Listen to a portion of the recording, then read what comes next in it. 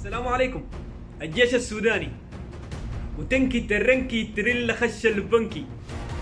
وقبل التأسيس العقيدة حق الجند السوداني لها تاريخ مشرف، بدأ من أول ملك في عصر الأسرات، من الملك نعرمر وجنوده، من تاسيتي رماة الحدق وفرض سيطرته كقوة ضاربة على تاسيتي وكيمي اللي هي مصر والسودان حاليا، وإلى فترة المحارب ميمون وبعانخي وتهارغا الغادة الحربيين اللي وصلوا للشام وإيطاليا واليونان، إلى فترة الثورة المهدية اللي منها وصلنا لفترة تأسيس الجيش باسم قوة دفاع السودان سنة 1925، وبعد الاستقلال انتظم باسم الجيش السوداني، وأخيرا باسم القوات الشعب المسلح.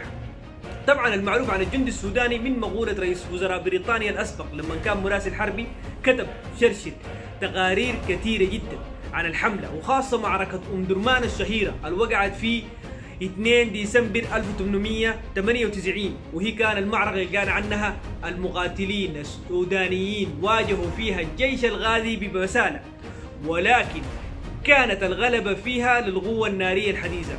وكتب شرشر عن المعركة وأنا بترجم لك كلامه: لو كانت مقومات النصر في ذلك اليوم في معركة كرري ترتكز على الشجاعة والإقدام والثبات والإيمان بالمبدأ والتضحية والفداء لكانوا هم المنتصرين، لكن لحسن حظنا لم يكن النصر في ذلك اليوم الرهيب لهذه المقومات، بل كان لمن يمتلك السلاح الأقوى ومدفع الماكسيم أي نحن.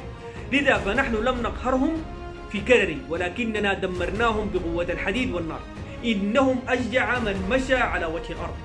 وبعد تأسيس قوة دفاع السودان سنة 1925 شاركوا بورطتين سودانيات في المكسيك في فرنسا، وأنهوا تمرد العصابات المكسيكية تماما، وانتصارهم في 12 معركة من غير هزيمة. وللآن في العاصمة مكسيكو سيتي موجود الحي السوداني، وهم من أصول سودانية بيتكلموا الأسبانية حاليا. ومشاركة الأورطة السودانية في جيبوتي وليبيا والكونغو، وبرضه في مصر الكتيبتين السودانيات اللي حافظوا على منطقة فؤاد في مصر، وهي كانت المنطقة الوحيدة اللي ما سقطت سنة 67 في يد الاحتلال الإسرائيلي. وفي حرب 73 المشاركة في حرب العبور في سيناء ضمن قوات الدفاع المشترك، وفي حرب الكويت، وأخيرا في حرب اليمن. عشان كده سبحان الله الموضوع متكرر جدا إنه نحن نشارك الحروب الخارجية، لكن حروبنا بنخوضها برانا من غير دعم خارجي، والنصر حليفنا لأنه الفترة القتالية في دمنا جارية. ارفعوا راسكم فوق وارموا قدام، والتحية لكم والسلام عليكم، ونتلاقى في فيديو تاني إن شاء الله، وفي رعاية الله.